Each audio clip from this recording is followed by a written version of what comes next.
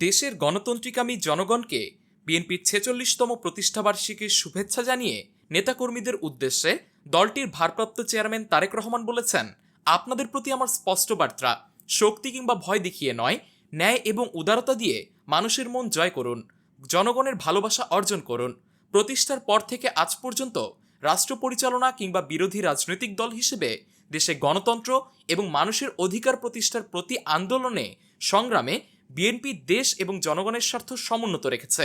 এ কারণেই শত প্রতিকূল পরিস্থিতি পেরিয়েও দেশের গণতান্ত্রিকামী জনগণের কাছে স্বাধীনতার ঘোষকের দল বিএনপি সবচেয়ে জনপ্রিয় এবং বিশ্বস্ত রাজনৈতিক প্রতিষ্ঠান, যাদের নেতৃত্ব, আত্মত্যাগ বা যাদের শ্রম ধাম মেধায় বিএনপি আজ সারা দেশের জনগণের কাছে বিশ্বস্ত প্রতিষ্ঠানে পরিণত হয়েছে। দলের প্রতিষ্ঠাবার্ষিকীর এই শুভলগ্নে তাদের সবার অবদানকে শ্রদ্ধার সঙ্গে স্মরণ করছি। আজ রোববার এক ভিডিও বার্তায় তারেক রহমান এসব কথা বলেছেন। তিনি বলেন, দেশ বর্তমানে ইতিহাসের এক সন্ধিক্ষণে এসে দাঁড়িয়েছে। ছাত্র জনতার আকাঙ্ক্ষার বৈষম্যহীন বাংলাদেশ গড়ার কঠিন এক চ্যালেঞ্জের মুখে অন্তর্বর্তীকালীন সরকার। হাজারো শহীদের আত্মত্যাগ আর হাজারো ছাত্র জনতার নিদারুণ যন্ত্রণাকর পরিস্থিতির মধ্য দিয়ে গত ৫ই আগস্ট দেশ স্বৈরাচার মুক্ত হয়েছে। তবে গণ অভ্যুত্থানের সাফল্য এবং সম্ভাবনা নস্যাৎ করে দিতে স্বৈরাচারের দোসররা এখনও ষড়যন্ত্র অব্যাহত রেখেছে। আমি বিশ্বাস করি, বাংলাদেশের পক্ষের শক্তি সতর্ক থাকলে বাংলাদেশকে আর বিপথে নেওয়া যাবে না, আর পথ হারাবে না বাংলাদেশ। তারেক রহমান বলেন, ষড়যন্ত্র কিংবা অপপ্রচার চালিয়ে গত ১৫ বছরের অনাচার অবিচার জনগণকে ভুলিয়ে দেওয়া যাবে না। রাষ্ট্রীয় স্থাপনা গণভবন ছিল দেশের রাষ্ট্র ও রাজনীতির ঐতিহ্যবাহী স্মারক। গণভবন বর্তমানে স্বৈরাচারী হাসিনার দুর্নীতি, দুঃশাসন, অনাচার, অপকর্মের প্রতীক। ইতিমধ্যেই বিভিন্ন মহল থেকে এই গণভবনকে গুম, খুন, অপহরণ এবং গণহত্যার মিউজিয়াম হিসেবে প্রতিষ্ঠার দাবি উঠেছে। ২০০৯ সালে পিলখানায় সেনা হত্যা থেকে শুরু করে ২০১৩ সালের শাপলা চত্বর হত্যাকাণ্ড, ২০১২, ২০১৪, ২০১৫, ২০১৮, ২০২২ এবং ২০২৩ সালে গণতন্ত্র পুনরুদ্ধার আন্দোলনের সময় গুম ও বিচার বহির্ভূত হত্যাকাণ্ড, ২০১৮ সালে কোটা বিরোধী এবং নিরাপদ সড়ক আন্দোলন, ২০২৪ সালে গণ অভ্যুত্থানের শহীদ এবং গুম হওয়া মানুষদের স্মৃতিগুলো এই মিউজিয়ামে সংরক্ষিত থাকবে। অবৈধ ক্ষমতায় থাকার জন্য বাংলাদেশে আর কোনো শাসক যাতে স্বৈরাচারী হাসিনার মতো বর্বরচিত পথ অনুসরণ না করে, ভবিষ্যৎ প্রজন্মের কাছে এই মিউজিয়াম সেই বার্তাই বহন করবে। তিনি বলেন, অন্তর্বর্তীকালীন সরকার যখন গণ অভ্যুত্থানের আকাঙ্ক্ষা বাস্তবায়নের পক্ষে রয়েছে, এমন সময় হঠাৎ করেই চাপিয়ে দেয়া বন্যা পরিস্থিতি দেশের পূর্বাঞ্চলের বিস্তৃত অঞ্চল গ্রাস করে নিয়েছে। বন্যার করাল গ্রাসে প্রায় ১ কোটি মানুষ কম বেশি ক্ষতিগ্রস্ত হয়েছেন, অনেক মানুষ মারা গিয়েছেন, বিনষ্ট হয়েছে সম্পদ। এমন পরিস্থিতিতে সাধ্যমতো বন্যার্তদের পাশে দাঁড়াতে বিএনপি প্রতিষ্ঠাবার্ষিকীর সব কর্মসূচি বাতিল করেছে। ইতিমধ্যে কোনো কোনো এলাকায় বন্যার পানি কমতে শুরু করেছে, ফলে যারা বন্যায় ক্ষতিগ্রস্ত হয়েছেন এই মুহূর্তে তাদেরকে বন্যা বিধ্বস্ত ঘরে ফেরানো কিংবা তাদের পুনর্বাসন প্রক্রিয়া বন্যাকালীন পরিস্থিতি থেকেও কিছুটা জটিল। সুতরাং আপনারা বন্যায় ক্ষতিগ্রস্তদের প্রতি আপনাদের সহযোগিতা অব্যাহত রাখুন, সমন্বিতভাবে ক্ষতিগ্রস্তদের পাশে দাঁড়ান। বিশেষ করে যেসব পরিবারে নারী, শিশু কিংবা বৃদ্ধ রয়েছেন, অগ্রাধিকার ভিত্তিতে তাদের প্রতি সহায়তার হাত বাড়ান। সফলভাবে বন্যা পুনর্বাসন প্রক্রিয়া সম্পন্ন করতে একজন নাগরিক হিসেবে সরকারি উদ্যোগ বাস্তবায়নেও সক্রিয় ভূমিকা রাখুন। বিএনপির ভারপ্রাপ্ত চেয়ারম্যান বলেন, রাষ্ট্র, রাজনীতি, শিক্ষা, সংস্কৃতি, অর্থনীতি, জনপ্রশাসন, বিচার বিভাগ সহ সব ক্ষেত্রে দেশকে এক নৈরাজ্যকর অবস্থায় রেখে গেছে স্বৈরাচারী শেখ হাসিনা। দেশকে একটি ঋণ আমদানি নির্ভর রেখে স্বৈরাচারী হাসিনা পালিয়েছে। শুধুমাত্র একজন হাসিনাই পালিয়ে যায়নি, তার বিনা ভোটের মন্ত্রিসভা, বিনা ভোটের সব এমপি, এমনকি তাদের নিয়োগ দেয়া বাইতুল মোকাররমের খতিব পর্যন্ত পালিয়েছে। দেশের এমন নজিরবিহীন ভয়ানক পরিস্থিতি অতিক্রম করে জনগণ এখন সম্মান এবং সমৃদ্ধির পথে এগিয়ে যেতে চায়। তাই দেশকে জনতার কাঙ্ক্ষিত বাংলাদেশে রূপান্তর করতে রাষ্ট্র সংস্কার কার্যক্রমের বিকল্প নেই। তবে রাষ্ট্র সংস্কার একটি চলমান, দীর্ঘমেয়াদী এবং ধারাবাহিক প্রক্রিয়া। টেকসই এবং কার্যকর উপায়ে রাষ্ট্র সংস্কার করতে হলে সংস্কার প্রক্রিয়ার সঙ্গে জনগণের প্রত্যক্ষ অংশগ্রহণ অতীব জরুরি। গণতান্ত্রিক বিশ্বের দেশগুলোতে জনগণের ভোট প্রয়োগের অধিকার নিশ্চিত করার মাধ্যমেই রাষ্ট্র সংস্কার কার্যক্রমে জনগণের অংশগ্রহণ নিশ্চিত করা হয়ে থাকে। কারণ একটি গণতান্ত্রিক রাষ্ট্রের সরকার এবং জনগণের মধ্যে কার্যকর সেতুবন্ধন হচ্ছে জনপ্রতিনিধিত্বশীল জাতীয় সংসদ।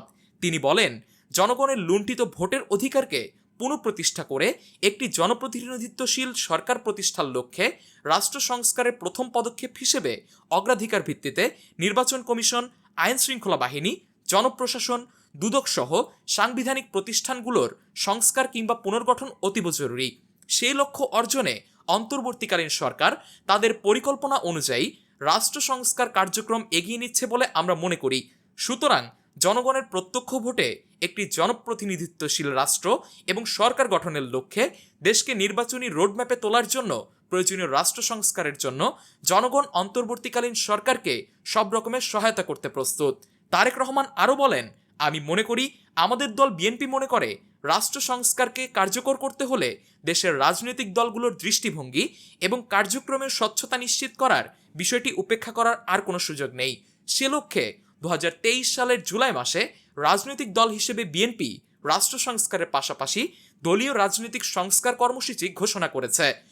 বিএনপি সব মত ও পথের সমন্বয়ে বাংলাদেশি জাতীয়তাবাদের ভিত্তিতে একটি অন্তর্ভুক্তিমূলক, বৈষম্যহীন ও সম্প্রীতিমূলক সরকার প্রতিষ্ঠা নির্বাচনকালীন দল নিরপেক্ষ তত্ত্বাবধায়ক সরকার ব্যবস্থা প্রবর্তন, রাষ্ট্রীয় ক্ষমতার ভারসাম্য প্রতিষ্ঠার লক্ষ্যে নির্বাহী বিভাগ, আইন বিভাগ ও বিচার বিভাগের ক্ষমতা, দায়িত্ব ও কর্তব্যের সমন্বয় করা, পরপর 2 টার্মের বেশি কেউ প্রধানমন্ত্রীর দায়িত্ব পালন না করা, উচ্চকক্ষ বিশিষ্ট আইনসভা প্রবর্তন, এমনকি সংবিধানের 70 অনুচ্ছেদ সংশোধন করার বিষয়েও পরীক্ষা নিরীক্ষা করা সহ রাষ্ট্র সংস্কারের জন্য 31 দফা রূপরেখা দিয়েছে। আমি মনে করি আমাদের দল বিএনপি মনে করে জনগণের কাঙ্ক্ষিত বাংলাদেশ গঠনের জন্য রাষ্ট্র ও রাজনীতি সংস্কারের বিকল্প নেই।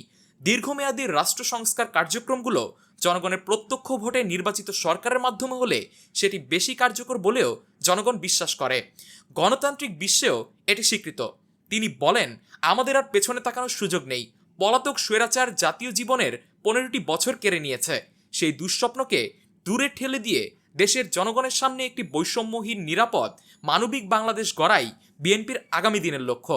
বিএনপি বিশ্বাস করে তথ্য প্রযুক্তির বর্তমান বিশ্বে কথামালার রাজনীতির পরিবর্তে বর্তমান প্রজন্ম প্রতিশ্রুতির বাস্তবায়ন দেখতে চায়, সমৃদ্ধি, সম্মান এবং সম্ভাবনার দ্বার উন্মুক্ত দেখতে চায়।